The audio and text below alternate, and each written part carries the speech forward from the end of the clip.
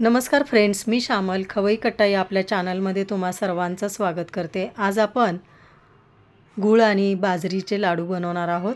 तर चला स्टार्ट करूया।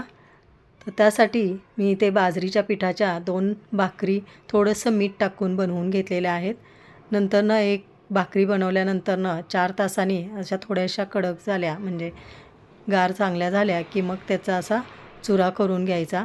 थोडासा असा मोठा चुरा करायचा आणि नंतरनं मिक्सरमध्ये टाकून त्यातच थोडंसं 1 चमचा बडीशेप टाकायचे, चवीपुरते थोडेसे मीठ टाकायचे, थोडेसेच टाकायचे कारण भाकरी बनवताना पण आपण टाकलेले आहे आणि असं एकसारखं बारीक करून घ्यायचं, जास्त बारीक नाही करायचं।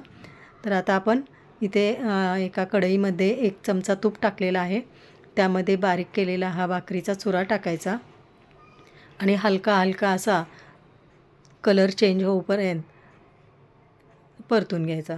कलर चेंज झाला की मग त्याच्यामध्ये अर्धी वाटी किसलेला गूळ टाकायचा आणि चांगलं हलवून मिक्स करून गूळ चांगला मिक्स होईपर्यंत असं परतून घ्यायचं। नंतरनं थोडंसं आणखीन 1 चमचा तूप टाकायचं, चांगलं हलवून मिक्स करून घ्यायचं आणि गॅस बंद करून थोडंसं गार व्हायला ठेवायचं।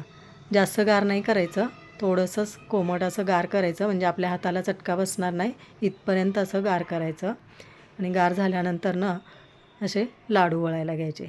आता हे चांगलं गार झालेलं आहे, तर आपण आता याचे लाडू वळून घेऊया। माझ्या चॅनलला सबस्क्राईब केलं नसेल तर प्लीज सबस्क्राईब करा। तर बघा किती छान असे बाइंडिंग झालेलं आहे, म्हणजे छान असं लाडू वळले जात आहेत, अजिबात जोर द्यावा लागत नाही आहे। जरी असं जास्त ड्राय वाटलं तर परत थोडंसं तूप टाकायचं आणि मिक्स करायचं, छान लाडू वळता येतात। तर आता आपला हा लाडू वळून झालेला आहे। या पद्धतीने आपण हे बाकीचे लाडू बनवून घेतलेले आहेत। तर आता आपण एका प्लेटमध्ये काढून घेऊया। या लाडूमध्ये आपण कुठलेही ड्रायफ्रूट्स टाकलेले नाही आहेत, तुम्हाला पाहिजे तर ड्रायफ्रूट्स टाकू शकता। लाडू चांगले 8-10 दिवस चांगले टिकतात। हे बनवून एका डब्यामध्ये भरून ठेवले तर रोज आपण हे खाऊ शकतो किंवा प्रवासात न्यायला पण खूप छान आहेत, खूप छान लागतात। नक्की ट्राय करा आणि व्हिडिओ आवडला असेल तर प्लीज लाईक, शेअर आणि सबस्क्राईब करा।